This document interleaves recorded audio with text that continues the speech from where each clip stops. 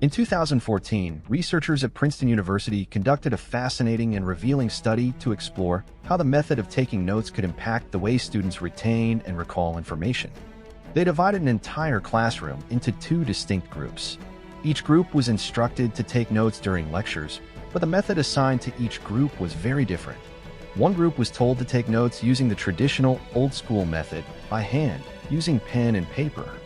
As you might expect, this group quickly began to express frustration. Writing everything down manually took more time, required more mental and physical effort, and even resulted in cramped hands. The second group was allowed to use modern digital devices, such as laptops, tablets, or smartphones, whatever they found most efficient. This approach made it easier and quicker for students to record more information. In fact, on average, the students who used their devices ended up with almost double the amount of notes compared to the group that wrote everything by hand. Naturally, this led many to assume that typing was the superior method. But the true purpose of the study wasn't just to compare the quantity of notes taken.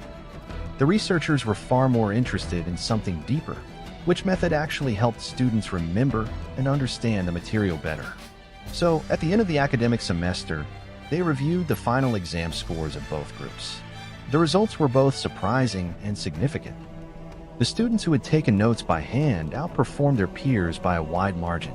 In fact, they scored nearly twice as high as the students who had typed their notes. This stark contrast led the researchers to question their initial assumptions.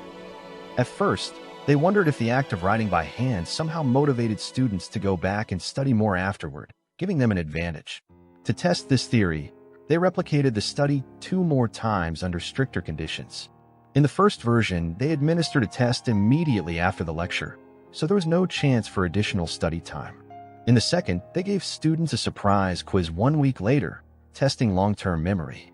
In both follow-up experiments, the group that took notes by hand consistently scored higher.